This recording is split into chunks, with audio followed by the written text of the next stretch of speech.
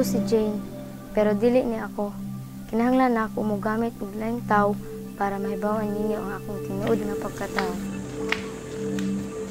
13 anyos na ko karon. Nasa ikaw ng tuig sa sekundarya. Buslot! Yun! Buslot! Hala, buslot! Hibaw ba mo kung anong ilang tawag sa kuha buslot? Maybe anyos pa lang katong ginugos ko sa akong amahan. Tungod sa mga chismosang silingan, yung katapini sa among eskwelahan. Mong bugal-bugalan ko sa akong mga classmates. Hoy! Lapon sa man mo diya? Da, si Jing, ginugos ang amahan. Asawa anak mo? Oo, kagwapo anak niya mo naman. Wala, magitripingan si amahan. Uy, kaluoy. Suman ba daw oy gilubos yung amahan. Ala no tinuod. Kalain good gibutas yung amahan. Lagi. Wala man gani ko kahibaw nga ang akong mga igsuon nakakita dahil sa gibuhimo sa akong amahan dire na ako. Masakitan jud ko labi na matapad ko sa akong mga classmate. Ilagayin ko papahawaan. Buslot. Hawak mo bi. Ako dira buslot bi. Di ka bagay.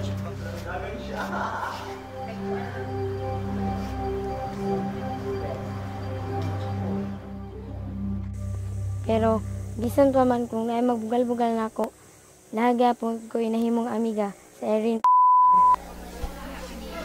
Nako kay nag-epekto kaniya kay daghan nagbugal-bugal kanya sa sud sa among school campus. Usahay mao siya dili na siya mobarog kay muural.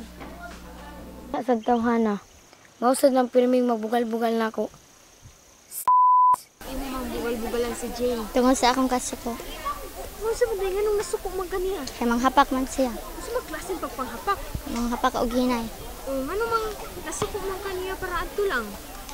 Kay wa namang koy kanang kuan, wa namang koy akong buhat. Then kato na lang kuan na.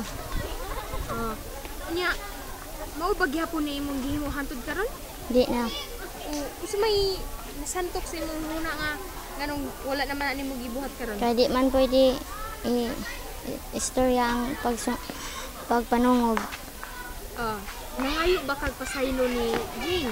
Oh, Di sa man nimo pagpangayog pasaylo. pasalo ako na dili na to nako usbon. Ug kana si Lolo Pastor ang nag-atiman namo sa pagkakaroon. Mau lagi kan sa eskwela. Magluya man kay kuha man, bugal-bugalan lang lagi siya mga kaupo. Mau na ako lang siya di putaran na mau na. Kung padayon ka kay mag-igo, di ka mauwaw. Kuha naman siya sa mga classmate nga. Kuha na. Buwak na lagi ko lang siya. Gusto putaran lang maayo nga mao na. Ano makapadayon? Ma'am, yun sa maninyo pagkahibaw nga mao na siya. Sa kuan lang sa silbi mga balita diha sa Unidos nga siya di ay. Niya kanang ingkon diha nga daghan na mi pangutana nga kanang pero dili gyud siya may akong gipangutana silbi. Mga kuan lang nga hersi lang silbi ba nga kana kuno lagi siya may biktima. Sa ako lang po nga. Kasi one way nga kilala siya di question nimo labi lang tawag ko lang kuyangan. Man siya ingon nga naabot sa na upa ba siya ako kung gipangutana ubang teacher ingon pud man di maingon nga na ano ba siya ba napaseda kang problema okay ra siya sa klase may problema Niabot jud sa punto nga wala ko misulod sa among eskwelahan 5 ka adlaw tungod sa pagbugal-bugal sa akong mga classmate. Pero ako jud na naunhaan nga ako na lang jud ang gisaligan sa akong mga manghod tungod kay patay na ang among inahan. Maong mibalik na ako sa pag-eskwela.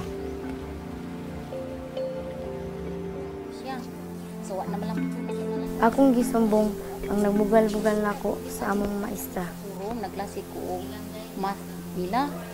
Nagkuan ko, nagtalikod ko. Nay nga taga Unidos nga ingon ko niya nga di mura man siya masakitan kung sampiton gali siya no tungod siyang papa. So nahitabo ani ako kung gikuan ang bata nga dili lang kawawan siya. Ako dayon anang orasa og dang gida sa faculty room niya. So sukad ato naman sad minabatian gyud niya nga napay nagbugal-bugal. Yung ginatulan to namo pagkuan ng bata pod. Gitabangan sad ko ni Irene. Akong gitabangan si Jane, pinagi sa akong gipantudlo ang mga estudyante nga nagbugal-bugal kaniya, bisa na lang adto nakatabang ko kaniya. Si Dr. Rose ang nagpasabot sa kuha kung nganong naay mga magbugal-bugal kanako. It stems from the lack of the community's lack of awareness about issues in child abuse. So, I guess we have to go back to educate the community, not just about child abuse, but its effects and the dynamic of the victimization. In that way, if the community or the adults are educated about child abuse, they can teach sensitivity to children.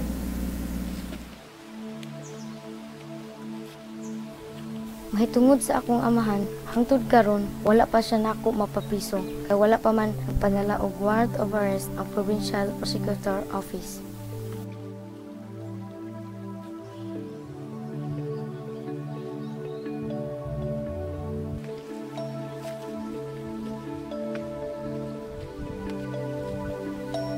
Sa pagkakaroon, padayon gihapon ko sa pag-eskwela.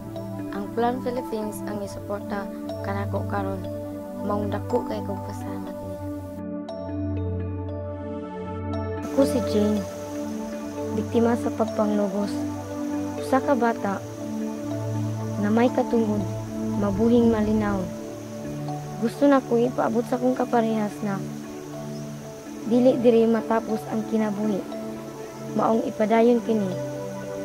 Pasensya nga, dili na ako ipakita ang akong naw, kay maura ka na ang akong kaya nga ipakita.